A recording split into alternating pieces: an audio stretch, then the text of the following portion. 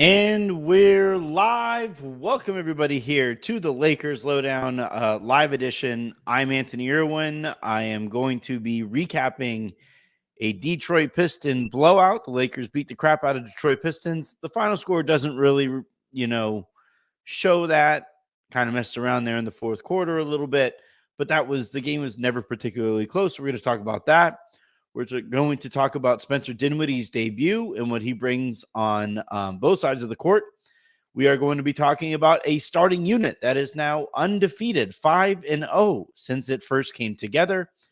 And then Mark Stein, I would have addressed this yesterday, but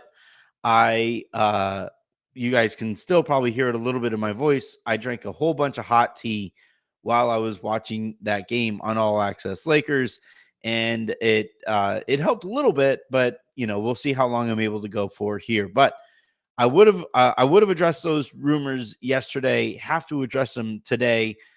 Give you a little bit of what I know, a little bit of what I've given you already, and tie it all together. So let's get to it.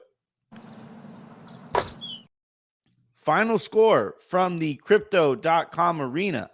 Spencer Dinwiddie's been his favorite arena now for a little bit since the name change. Now it officially is 125-111.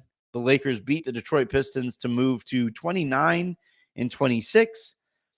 The Detroit Pistons fall to 8-45. Anthony Davis, I thought, was the best player on the court. 20 points, 14 boards, 4 assists, 6 blocks.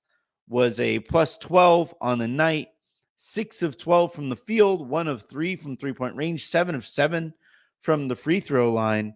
LeBron also not bad, 25 points, 8 boards, plus 9 of 15 from the field, 3 of 6 from three-point range. D'Angelo Russell, 21 points. Like, look at this, like the starting group, right? AD, 20 points. Rui Hachimura, 15 points. LeBron, 25. Russell, 21. Reaves, 15. Reaves, by the way, a game high, plus 25 on the night. That is a starting unit that is, playing well together, really seems to enjoy playing well together. We'll talk about that here in a little bit.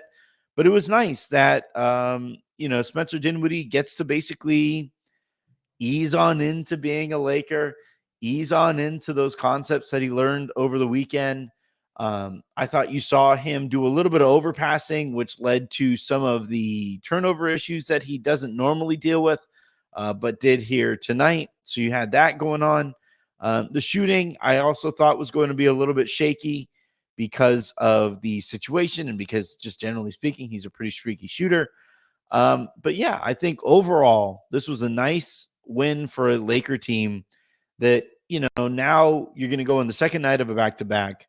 Wouldn't be surprised if LeBron sat. Wouldn't be surprised if AD sat. And the Lakers just kind of see what they can do against a Utah team that hasn't been playing very well since the deadline and since their organization said that they are done competing this year. Not sourced on that. I'm gonna, not breaking any news here. But it wouldn't surprise me though if those guys sat and the Lakers went into Utah tomorrow a little shorthanded and tried to go into the All-Star break as healthy as possible. So this win was big. I was hoping that LeBron and AD wouldn't have to play as many minutes.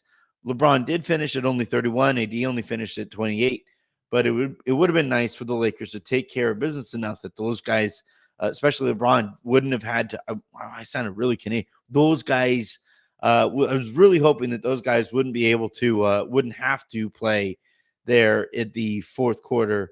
But you know what? Whatever. A win is a win is a win, and let's just get into the All-Star break as healthy as possible and see what the team looks like from there. On the Detroit side, Jaden Ivey looks really good.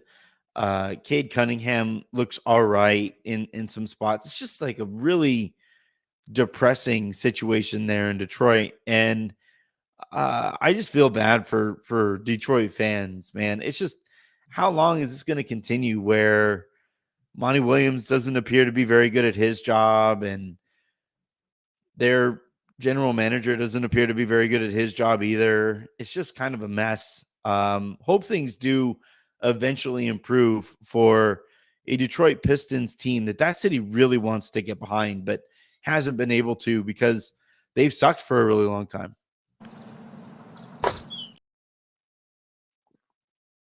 All right, let's talk about Spencer Dinwiddie. In this one, 31 minutes. They really wanted to get him involved. He scored 6 points, dished out 7 assists, did have 4 turnovers, which, like I said, that's normally not something he does a ton of, is turn the ball over. And I think some of the overpassing and not really understanding where teammates are going to be played a role there. Only 2 of 6 from the floor, 1 of 5 from three-point range. So, didn't really look all that comfortable there. I didn't anticipate he would, especially with his first game being at home, being a Laker at home. It's nice that they played the Detroit Pistons because the game, really quickly, didn't really have any stakes attached to it. So I think that really helped. But yeah, I thought, you saw a lot of what the Lakers are hoping that he's going to be able to bring to the table here, where offensively, he's another ball handler. He's another creator. He is, I think, the Lakers' best driver now in terms of just taking guys off of the dribble. You could put LeBron there because LeBron is so strong, but Dinwiddie is so good at piercing the defense without needing a screen, and that's something the Lakers just haven't had all season. So that was nice to be able to see that back on the court tonight. Excuse me. Good Lord. I also thought defensively, he showed a couple things over the course of the game that make me kind of intrigued. I always look for smart offensive players to at least be cognizant defensive players. And I think Dinwiddie really has a good understanding of angles and passing angles. And the hope here is that he's able to apply some of his understanding of those passing angles to kind of limit what the other team is going to try to do. If you know which angles you try to take advantage of, you should also be able to know which angles the defense is going to try to take advantage of and place yourself in those spots where you halt those angles. And I thought Dinwiddie did that a couple times. D'Angelo Russell actually has been doing that really well this year. And I think that's something that, I don't think those guys are ever going to be good defenders. But if you just, throw enough mud or throw enough gum into the other offense's machine, then, you're doing your job, and you allow Anthony Davis and you allow LeBron, and when he's healthy, Jared Vanderbilt and Max Christie and the other good defenders on this roster, Cam Reddish, to an extent, Toney Prince, just don't F it up for everybody else defensively. And I think that, depending on the lineups that you have him out there with, I think Dinwiddie should be able to at least do that, at least not hurt you too bad, while he's out there defensively. I like this number here. Adam Hurley saying Dinwiddie should actually only get about 20 minutes a game, but I like him. Yeah, and I've been asking around. I haven't been able to get this definitively either way, whether the Lakers promised him a certain role or promised him a certain number of minutes. I haven't heard that quite yet necessarily. For the most part, I've heard basically that it isn't necessarily the case, but I've also heard some people say, why else do you think he would have come? So as I learn more about that, I will let you guys know. But if he is able to play about 20 minutes a night or so and is able to, learn to impact the game in smaller windows while he's on the court, then I think the signing makes a whole bunch of sense in a variety of ways. The people who are saying I don't understand this, why did you go out and get this guy? This guy is so much more talented than your typical buyout player, and the Lakers needed a talent injection, especially at that position, because there is some concern about whether Gabe returns and the type of player that he would be upon his return. Remember, he got knee surgery in the same season. So I don't understand the consternation from anybody on the signing. I think it's a very good signing. And I think the Lakers did Rob Pelinka did a very good job in selling Dinwiddie on going to the Lakers instead of the Mavericks. And I think the thing to take away from in watching him out there tonight is at no point, basically, over the course of 48 minutes, are the Lakers not going to have at least two really creative basketball players out there on the court. And, whether that's D'Angelo Russell, whether it's Austin Reaves, whether it's Spencer, whether it's LeBron. Hell, you could even say that regarding Anthony Davis, given the way that he's passing the ball now. The Lakers, I think, are kind of quietly a very offensively capable team. And that doesn't mean to say that you want to go full like Sacramento Kings or Phoenix Suns, where you're just trying to outscore teams. I think the Lakers are going to have to defend better than those teams are. I mean, shoot, that's why I don't necessarily believe in those teams come playoff time, is because the defense, I think, is eventually going to be a problem. But when Spencer was out there tonight, I thought the offense made a whole bunch of sense. I thought his reads were a little behind because this is the first time that he's doing that in a live setting. So that wasn't necessarily surprising. And then the shooting, right, is going to come and go.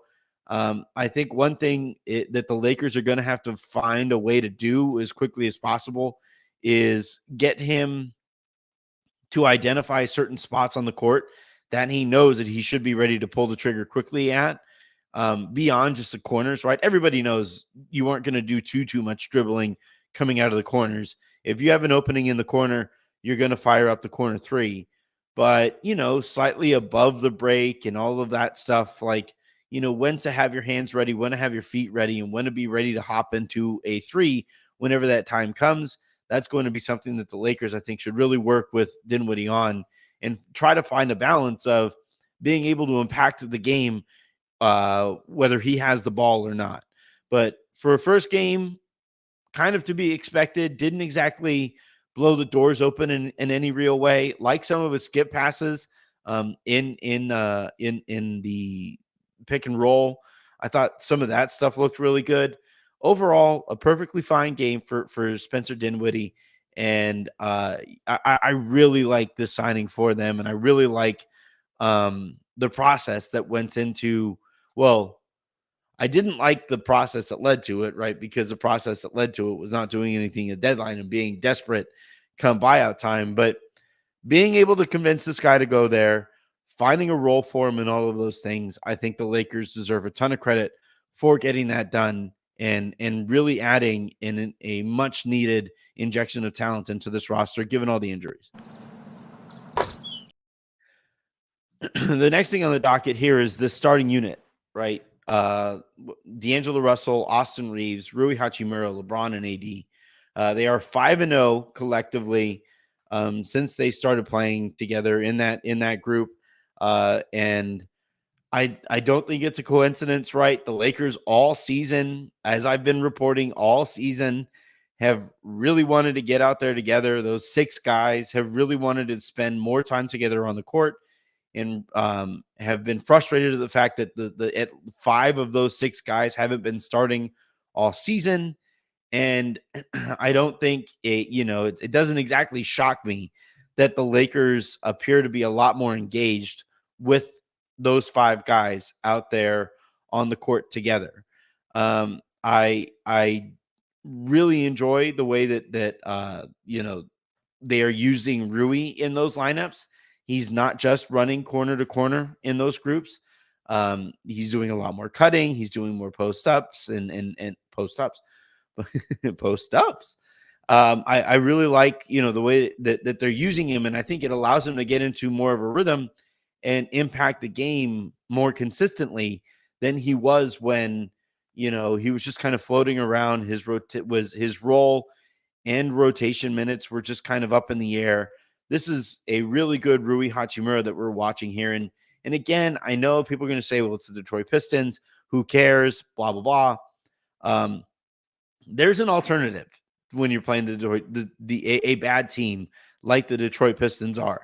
Like, you can play with your food and win ugly or lose a dumb one. Like, there are and we've seen this Lakers team all season mess around and find out, right? And it was great to see the Lakers put this one away relatively early, right? Jump out to a double-digit lead. And yeah, like sometimes it got a little closer than you would like. And they never really fully blew them out, right? Never really jumped up to like a 30-point lead or anything like that. However, around 20, and then you kind of bled a few points there at the very end. But I think that this starting five was good in the playoffs last year. It's a unit that makes a lot of sense against certain lineups, right?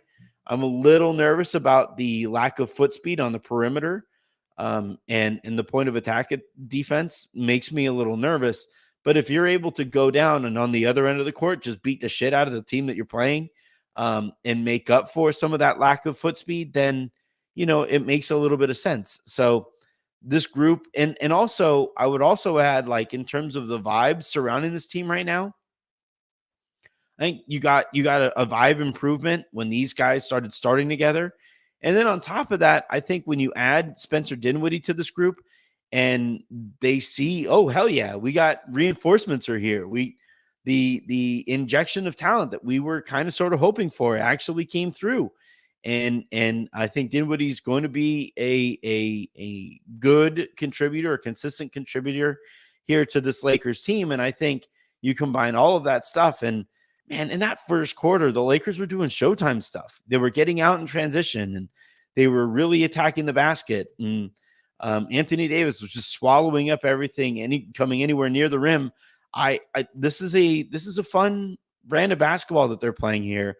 And I think that you can trace a lot of that joy, right? The joie de vivre, as I said with Aaron the other day, and he didn't believe was an actual thing. You can trace a lot of that back to these guys getting out there on the court together and having full belief in themselves and feeling full belief from the coaching staff.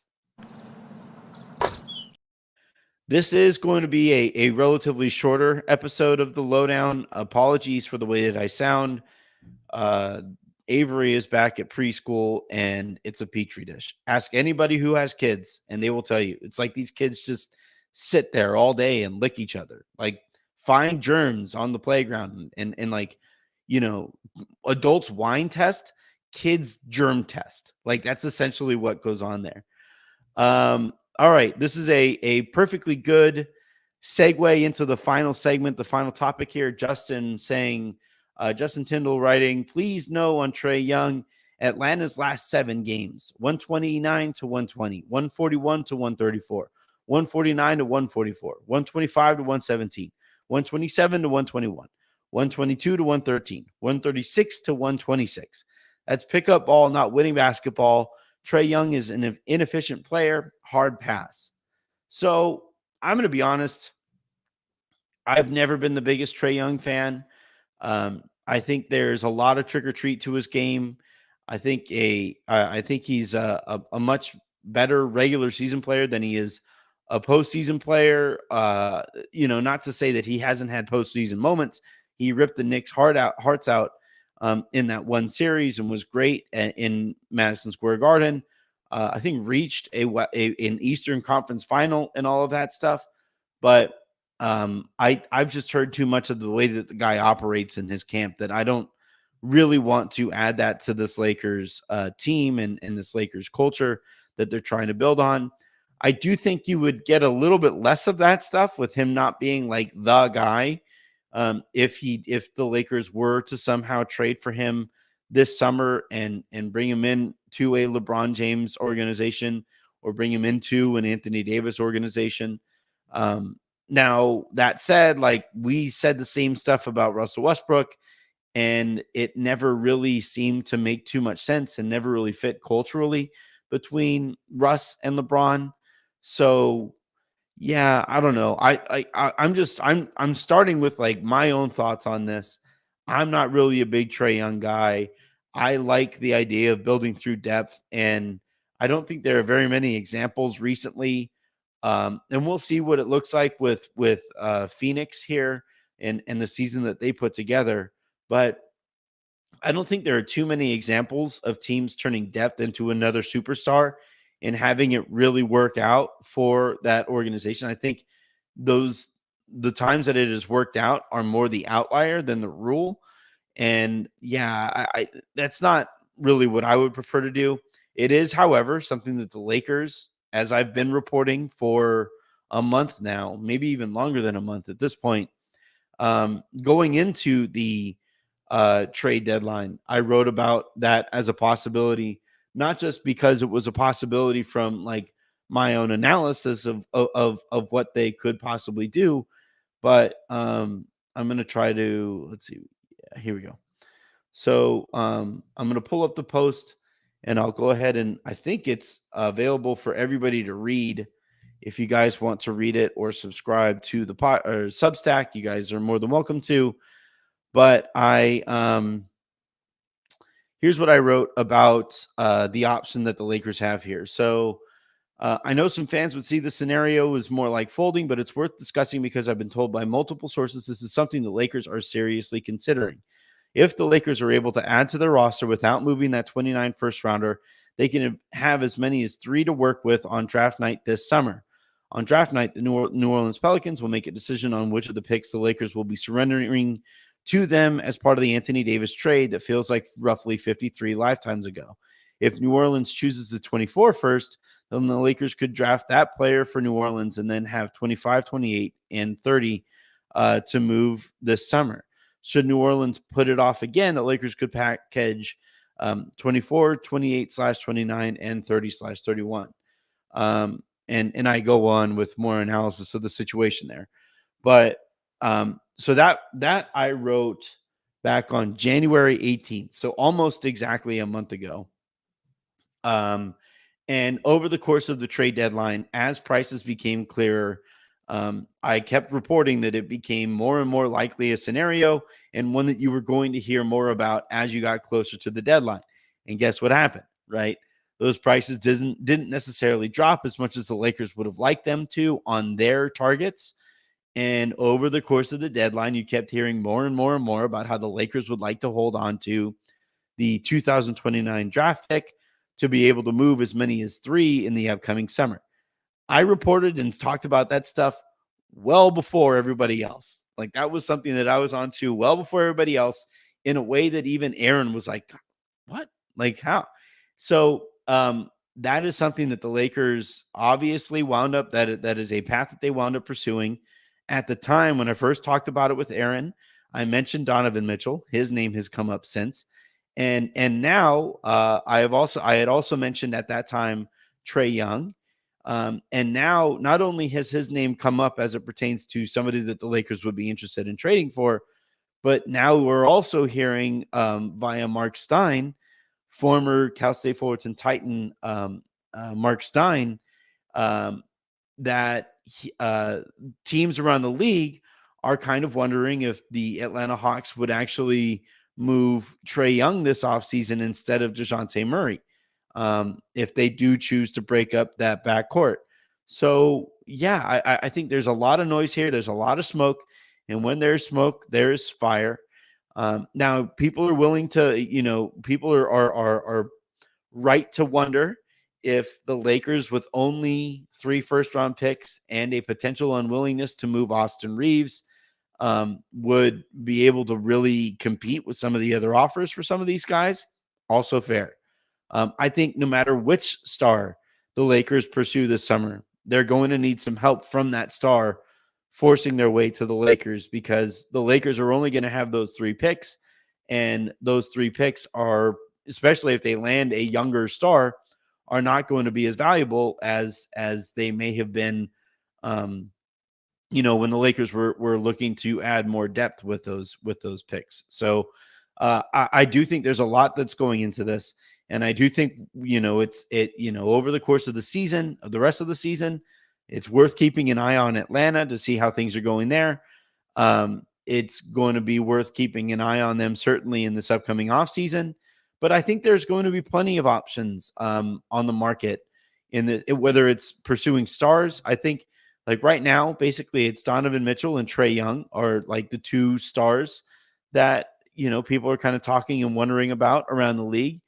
And then you never know who winds up available, um, and surprises people in that, in this upcoming summer. You always have somebody like that pop up as well. The Lakers, I'm also told, have considered some of like that like, just upgrade your depth path where you turn some of the guys that the Lakers have right now who are a little less proven into more proven role players using some of that draft capital. That's something that the Lakers have considered as well.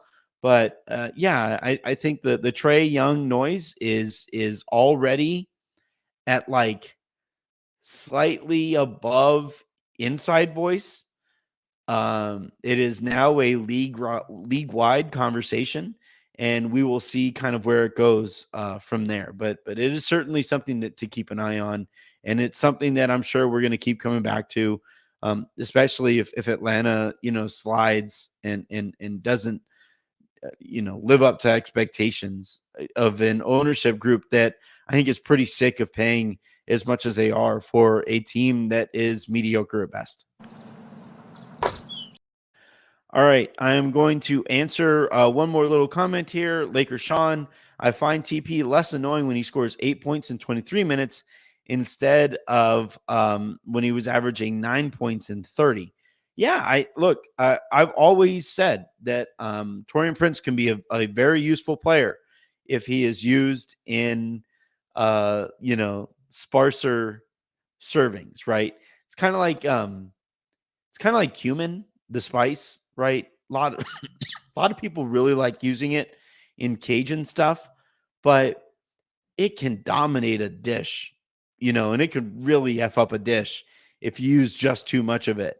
And I think Toney Prince, cumin does have a nice smoky flavor to it when it's used properly. And I think Torian can be a nice, useful player when he's used properly.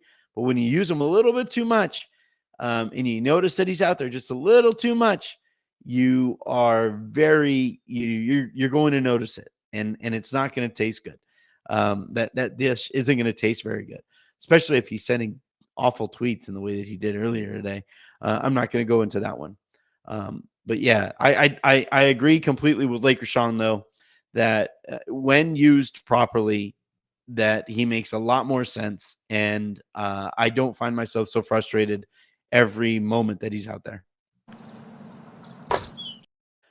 All right, that is going to do it here for this episode of the Lakers Lounge.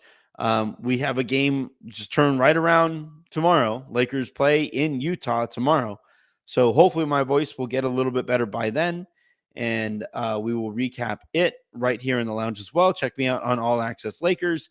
And hopefully we get sent into the All-Star break with a nice little bit of momentum and fully healthy. What matters way more to me, even than a win against Utah tomorrow, is just getting out of this first half of the season as healthy as you possibly can. So until the next time you guys hear from me, that being tomorrow, I'm Anthony Irwin saying have a great rest of your day. Make somebody else's, and I will talk to you tomorrow. Please hit the subscribe button right now, everywhere that you get your pods or videos.